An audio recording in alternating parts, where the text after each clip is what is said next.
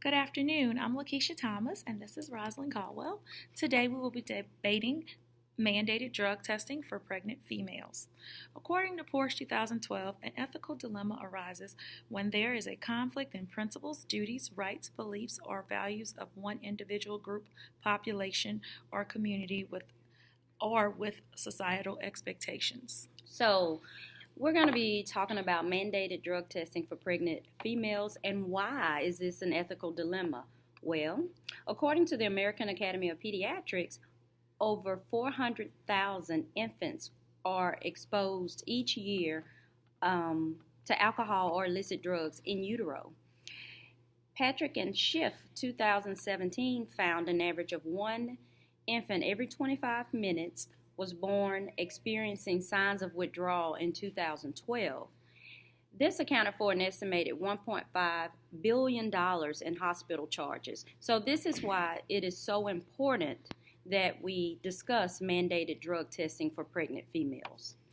And this topic has several ethical principles that are in conflict. The first ethical principle is autonomy. Autonomy is the support of independent decision making. Should pregnant mothers be allowed to decide if they will be drug tested?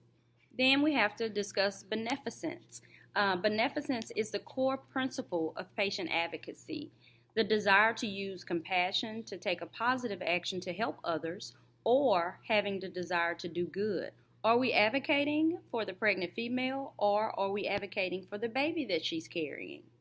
We also have non-malfeasance, which is the avoidance of hurt and harm. I have been a pediatric nurse practitioner for 12 years, and my primary goal every day is to avoid hurt and harm on children. So I want to protect the infants. So we're going to debate our stance. I am obviously for mandated drug testing in pregnant females, and I am against mandated drug testing in pregnant females. Okay. So according to the American Academy of Pediatrics 2011, utilitarianism is a theory that supports what is best for most people. The value of the act is determined by its usefulness, with the main emphasis on outcome or consequences. Utilitarianism creates the most happiness for the most people. In the United States, most of our public health policies are based on this principle. Mandated drug testing for pregnant females are also based upon the concept of utilitarianism.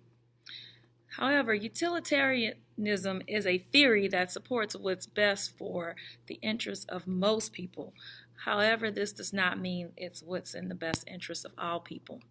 The law regulates family life in a number of ways, ranging from its formation, equal marriage, to its expansion, having children, and the dissolution, having divorces. Since the late 1980s, policymakers have debated the question of how society should deal with the problem of substance abuse during pregnancy. So, Schroeder and Fiber 2013 found that more than 2/3 of all state legislatures have passed laws specifically designed to combat problems of prenatal drug exposure. Primary prevention strategies such as educating pregnant women about the risk of drug use during pregnancy should be priority. In fact, in Louisiana, we have laws that require healthcare providers to inform all pregnant women about the adverse consequences of prenatal drug exposure. I met with Representative Dodie Horton last week at the NSU legislative breakfast, which I thoroughly enjoyed, and she is actually proposing legislation to test newborns that are suspected of drug exposure in utero. This is actually House Bill 479. It will mandate drug testing of a newborn if the physician suspects the newborn has been exposed to drugs in utero. The physician is to notify the Department of Family Services if the newborn has been exposed to illicit drugs. Now, it would make more sense to me if we would test the pregnant mom before the baby is here so we can help her get the primary prevention or the comprehensive help that she needs. Policies governing drug use during pregnancy have added a new constitutional wrinkle by infringing upon pregnant women's rights against unreasonable search and seizure, as guaranteed by the Fourth Amendment.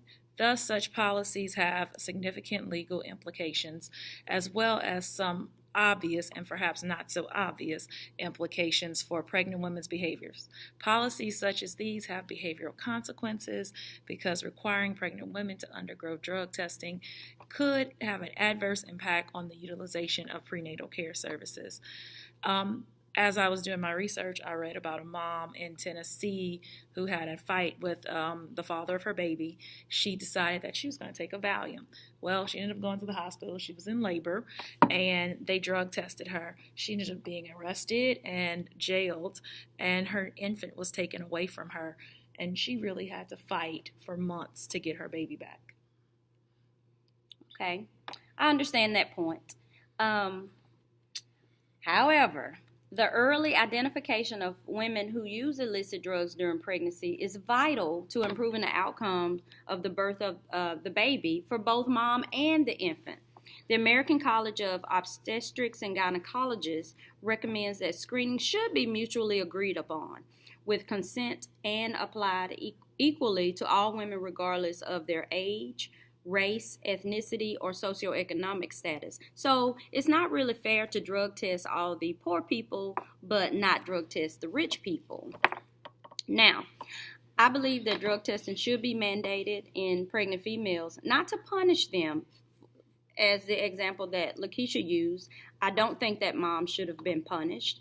I think it should be used to identify women with substance use disorders and enable access to comprehensible treatment.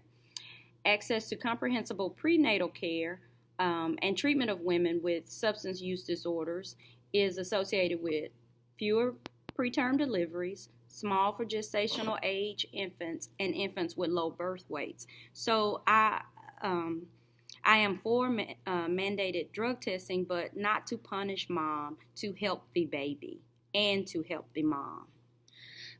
Even though they feel like mandated drug testing will help the mom or help the baby, there was a court case that occurred in Charleston, South Carolina between the years of 1989 and 1993. The Medical University of South Carolina drug tested 293 moms, and it resulted in 30 arrests. The city of Charleston was then sued in Ferguson versus Charleston. In 2001, the Supreme Court decided that it was considered unreasonable searches, ruling that hospitals cannot test pregnant women for drugs without the consent and turn over the results to the police. Drug testing women in the public hospital violated the Fourth Amendment of the Constitution, which bars unreasonable search and seizure, even though the hospital was trying to prevent women from harming their fetuses by using illicit drugs. Under the Constitution, if women don't agree to test, a warrant is necessary, the court ruled. Despite this practice being found to be unconstitutional, there are many states that have continued to enforce laws that result in prison confinement for expectant mothers that test positive for illicit substances. A lot of these women, they use drugs, but that doesn't make them bad mothers or mean that they're bad people. And sometimes they don't have any control over their bodies. They may be in a relationship with someone that is forcing them to do these things or forcing them to use drugs, or they may use this as a coping mechanism because they don't have coping skills. I actually agree with that. And I also read in my research that 85% of drug users get pregnant by accident. So it made me think about, if we're going to test them and they're wanting to avoid prison or ill consequences because of a positive test, what does this mean for them? Well, for women that use opioids, the abrupt discontinuation of opioids in pregnancy can result in preterm labor, fetal distress, or even fetal demise. So a lot of these women don't mean to get pregnant, but when they do, we should be here to help them. Opioid and agonist therapy, such as methadone, has been shown to be safe and effective in pregnancy and is associated with improved maternal and infant outcomes. Mandated drug testing will provide the healthcare provider with the information needed to provide proper care for the pregnant female that's a drug user. Knowledge of substance abuse during pregnancy is also vital to the pediatrician's ability to effectively provide care for an infant that's been exposed to substance abuse. Exposure to opioids in utero may lead to an infant developing neonatal abstinence syndrome. An infant with neonatal abstinence syndrome may present with poor feeding and irritability. Well, I mean, how many babies do we see with poor feeding and inability? A lot. But we can miss that a diagnosis if we don't have the information needed to know if mom was using opioids during pregnancy. So this presentation can actually be delayed several days, depending on the timing of maternal drug use, the drug type, or the infant's metabolism. So without knowledge of opioid exposure, the pediatrician can miss a diagnosis, which could lead to poor outcomes for the infant. So I think the mothers, again, need to be drug tested so we can better treat mom and baby. And I agree with that. I agree the infant does have rights. It's vital that we protect our children. However, what lawmakers and activists are forgetting is that pregnant women have rights too. And the leading reproductive rights cases, such as Planned Parenthood of Southeastern Pennsylvania versus Casey in 1992, Griswold versus Connecticut in 1965, and even the most famous Roe versus Wade in 1973, all focus on women's rights to privacy as an element of substantive due process under the 5th and 14th Amendments.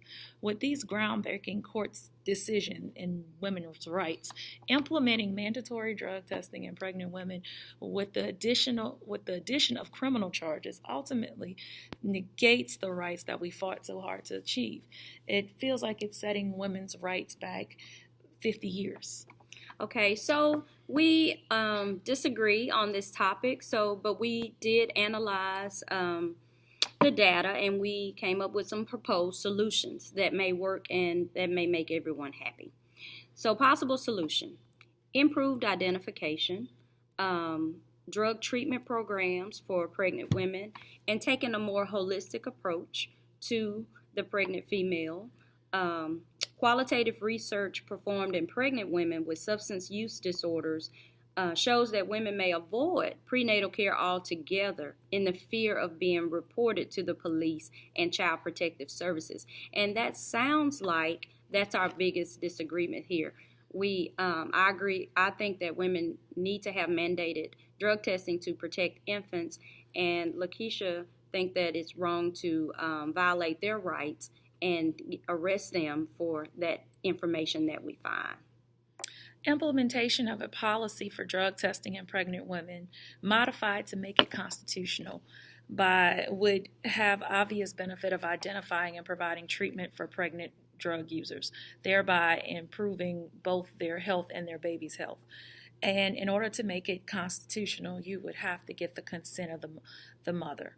So an implementation of a holistic or comprehensive substance abuse program that provides family-centered services such as daycare for older children, parenting and formal educational instruction, and nutritional assistance, promote mother self-esteem, life skills, coping, and general mental health, and are community-based and culturally and linguistically sensitive, and also programs that address other needs such as transportation, nutrition, employment, and housing. All of these factors affect social equity and health equity as well. Okay. So what's our policy?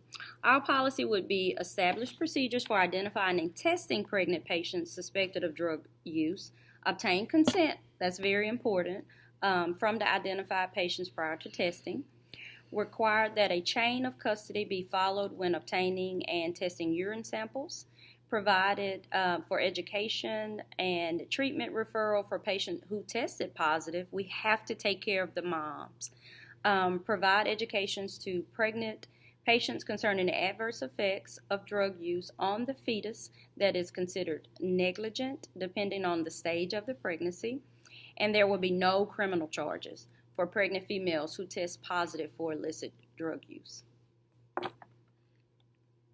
Oh, and we're going to describe how we're going to implement and evaluate the decision that we made. And we both actually agreed on these decisions.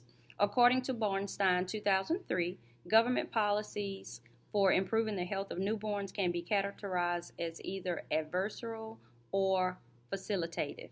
Adversarial policies assume that the government's role is to protect the fetus from the woman, whereas facilitative policies, rather than punishing women for their behavior, seek to expand women's choices by improving access to parental care, food, shelter, and treatment.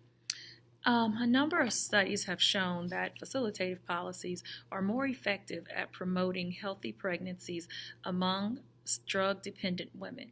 In order to implement these interventions, we can begin by piloting them with the Healthy Louisiana Managed Medicaid plans.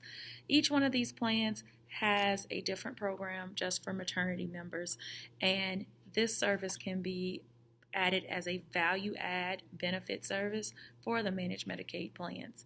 Upon identification of pregnant members who have substance abuse problems, a referral to the program should be made and the member should become engaged with case management and followed by the health plan.